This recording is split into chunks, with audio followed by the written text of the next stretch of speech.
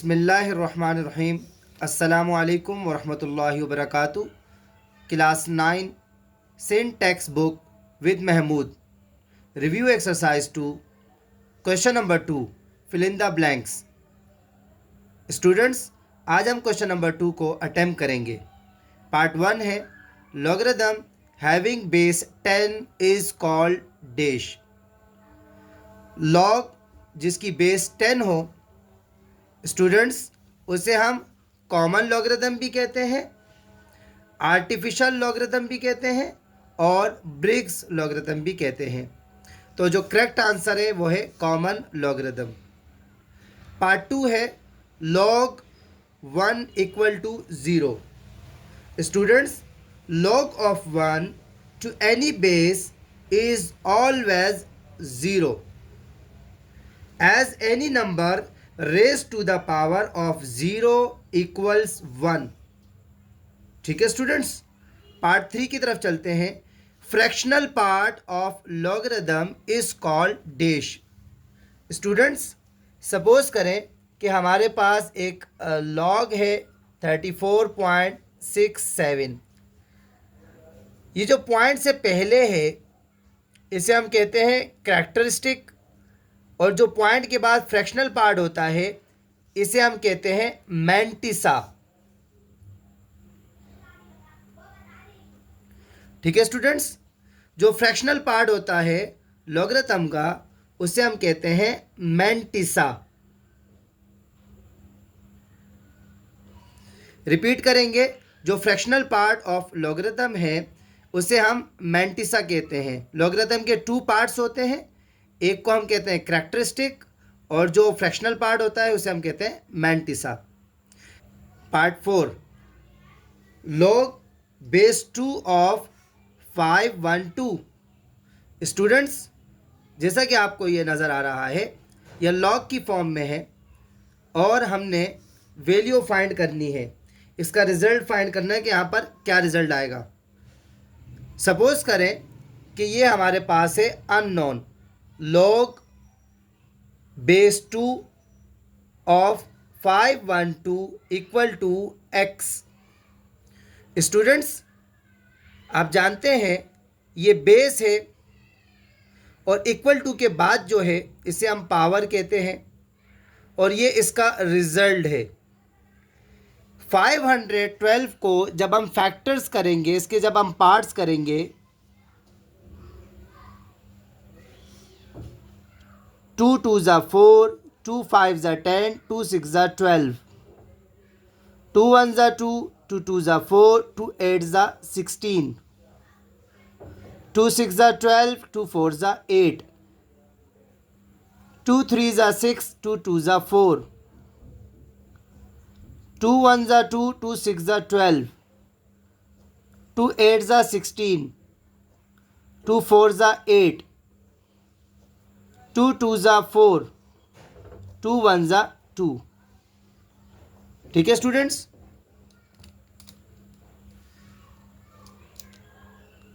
To की power x is equal to ये 512 जो है 1 2 3 4 5 6 7 8 9। वी नो दैट कि ये 2 की पावर जो है ये 9 है। बेस हमारे पास सेम है तो x हमारे पास जो x की वैल्यू आ गई वो है 9। तो इसमें हमने क्या लिखना है 9। ठीक है स्टूडेंट्स, पार्ट 5 है log base a of m times log base m of n। यह हमारे पास लॉग की फॉर्म में दिया हुआ है और इसको हमने सॉल्व करना है। स्टूडेंट्स, इसका एक आसान तरीका है जिसको हमने सीखना है। चेंज ऑफ बेस फार्मूला के तहत इस क्वेश्चन को हम सॉल्व करेंगे। Log am multiply log base m of n। इसको कैसे सॉल्व करेंगे हम?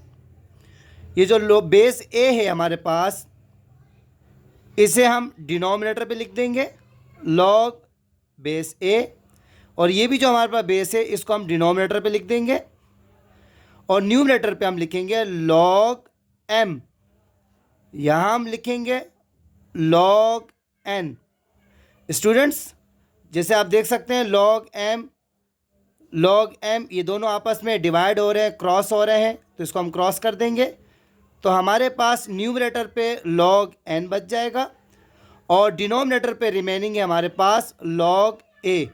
अब चूंकि ये बेस है तो इसको लिखने का तरीका ये होगा कि जो बेस डिनोमिनेटर पे है इसको हम एज इट इज़ उतारेंगे और ये n हमारे पास आ जाएगा। तो ये हमारे पास फाइनल आंसर आ गया log a n। और इसको हम कैसे पढ़ेंगे? log base a of n। Part 6 the exponential form of x equals log base a of y is dash. Students जैसा कि हम जानते हैं कि ये हमें log की फॉर्म में दिया हुआ है और इसको हमने कन्वर्ट करना है, चेंज करना है, बदलना है, तब्दील करना है, किस में? एक्सपोनेंशियल फॉर्म में। तो एक्सपोनेंशियल फॉर्म में कन्वर्ट करने का क्या तरीका है? जैसा कि आपके इल्म में है कि ये बेस है, ठीक हो गया स्टूडेंट्स? ये बेस है, इक्वल टू के बाद जो हमें नज़र आ रहा है इसे हम पावर कहते हैं और ये y हमारे पास जो बच गया ये इसका रिजल्ट है। तो ये हमारे पास जो है स्टूडेंट्स फाइनल आंसर है। इसको हम यहाँ लिख लेंगे a power x equal to y। Students part 7 की तरफ चलते हैं। The logarithmic form of a power 10 equal to y is dash. अब ये हमारे पास लॉग की फॉर्म में है पार्ट 7 और इसको हमने कन्वर्ट करना है एक्सपोनेंशियल फॉर्म में, बल्कि एक्सपोनेंशियल फॉर्म में है, लॉग की फॉर्म में कन्वर्ट करना है, चेंज करना है, बदलना है a की पावर 10 y। जब हम लॉग की फॉर्म में लिखेंगे चूँकि ये a बेस है तो ये बेस की जगह पर आ जाएगा, ठीक हो गए? और उसके बाद इक्वल टू के बाद जो होता है ये हमारे पास पावर है और ये 10 यहाँ पर जो हमें पावर की शक्ल में नज़र आ रहा है ये रिज़ल्ट पे चला जाएगा। तो ये हमारा फाइनल आंसर होगा स्टूडेंट्स। हम यहाँ पुट कर देंगे log base a of y equal to 10। ठीक है स्टूडेंट्स? इसके बाद हमें पार्ट 8 नज़र आ रहा है। पार्ट 8 जो है ये सेम पार्ट 5 की तरह है। आइए इसको सॉल्व करते हैं। log base a of a times log base a of b, ये किसके इक्वल है? आइए इसको चेंज करते हैं, इसको सॉल्व करते हैं। और इसके लिए मैंने आपको मेथड बताया था कि जो बेस हमारे पास नज़र आ रही है log लिखना है हमने और ये जो बेस है इसको हम नीचे डिनोमिनेटर पे लिखेंगे और न्यूमरेटर पे a आ जाएगा, मल्टीप्लाई। ये जो बेस हमें नज़र आ रही है log न्यूमरेटर पे भी लिखना है, डिनोमिनेटर पे भी लिखना है। बेस जो है हमारे पास नीचे आ जाएगा और ये ऊपर हमारे पास आएगा b, ठीक है? log b से log b जो है ये कैंसिल हो रहा है, log a से log a कैंसिल हो रहा है, तो इसका मतलब ये हमारे पास आंसर आएगा 1 ज़ा 1 ज़ा 1 ज़ा log a 1 ज़ा log a 1 ज़ा। फाइनल आंसर हमारे पास 1 है तो यहाँ पर हम 1 को पुट कर देंगे। ठीक है स्टूडेंट्स? पार्ट 9 की तरफ चलते हैं। Using the quotient rule of law के तहत हम सॉल्व करेंगे। जैसा कि आपको नज़र आ रहा है कि log base a of n over n हमें नज़र आ रहा है और हम जानते हैं इस बात को बखूबी कि जब डिवाइड होता है तो log में उसको हम माइनस कर देते हैं। ठीक हो गया? इसको कैसे पढ़ेंगे? log base a of m minus log base a of n। तो ये हमारे पास फाइनल आंसर है। इसको हम यहाँ पर लिख लेंगे log base a of m minus log base a of n। ठीक है स्टूडेंट, 10 है हमारे पास, log of 10 times 10 equal to dash. अब स्टूडेंट्स हम जानते हैं कि जो मल्टीप्लाई है log में इसको हम ऐड करते हैं, प्लस करते हैं, log 10 प्लस log 10। और इसको मैं सिंपल तरीके से आपको बताता हूँ कि ये जो log 10 है, चूँकि हमारे पास ये 2 है तो इसका करेक्टरिस्टिक जो है वो 1 होगा, पॉइंट। ये हमारे पास प्लस है, ये 2 डिजिट है तो इसका करेक्टरिस्टिक 1 होगा, पॉइंट। अब 10 log 10 के ज़ीरो में जब हम देखेंगे तो हमारे पास ज़ीरो आएगा। log 10 के log टेबल में जब हम 10 के ज़ीरो में देखेंगे हमारे पास ज़ीरो आएगा, और इनको जब हम आपस में ऐड कर देंगे तो फाइनल आंसर हमारे पास 2 आएगा। तो इसका मतलब ये हुआ कि पार्ट 10 जो है इसका रिजल्ट हमारे पास 2 है।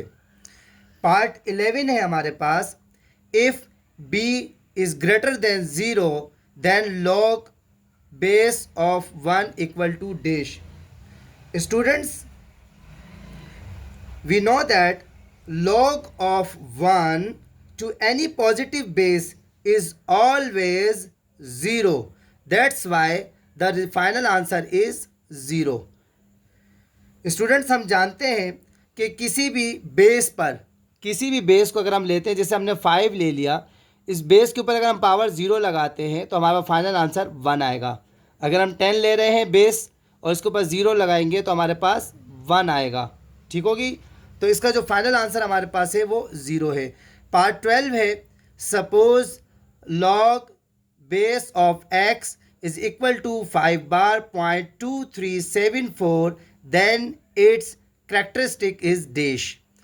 स्टूडेंट्स, वी नो दैट जो करेक्टरिस्टिक होता है, अब ये पॉइंट से पहले हमें जो नज़र आ रहा है ये इसका करेक्टरिस्टिक है, और इसको हम जो है ये 5 बार ये हम ऐसे भी लिख सकते हैं और 5 के ऊपर भी बार बना सकते हैं। स्टूडेंट्स, उम्मीद करता हूँ कि आज हमने जो क्वेश्चन नंबर 2 रिव्यू एक्सरसाइज 2 का सॉल्व किया, आपको जो है ये समझ में आया होगा। कोई प्रॉब्लम हो, कोई पॉइंट अगर समझ में ना आया हो तो आप कमेंट्स के ज़रिए पूछ सकते हैं। अपना बहुत सारा ख्याल रखिएगा। अल्लाह हाफिज़।